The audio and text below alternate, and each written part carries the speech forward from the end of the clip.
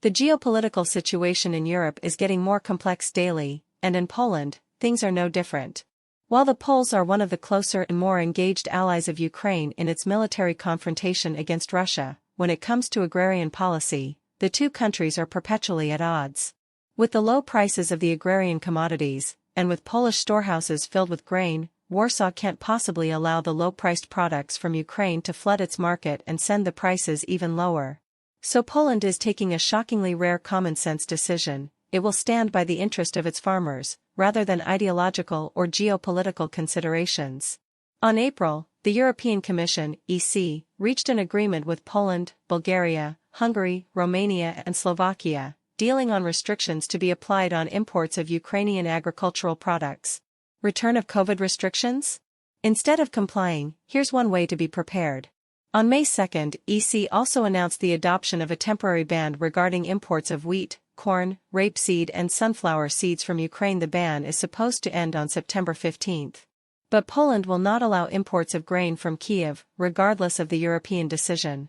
Polish Agriculture Minister Robert Telus made this announcement in Córdoba, Spain, where EU agriculture ministers met in Córdoba to discuss new technologies for balanced agriculture.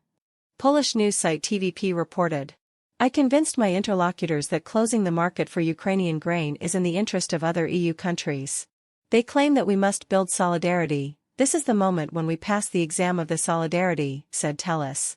He added that in his opinion the talks in Córdoba were fruitful and he believed that the ministers of other EU countries understood the situation.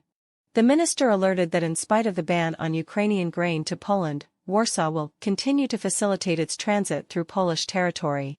But as for the European decision, Poland has already prepared themselves for an adverse decision that they will not implement. "I am aware that it will not be the agricultural ministries who make decisions and that the decision may not be substantive, but political. Eventually, the European Council will make it," noted Telus.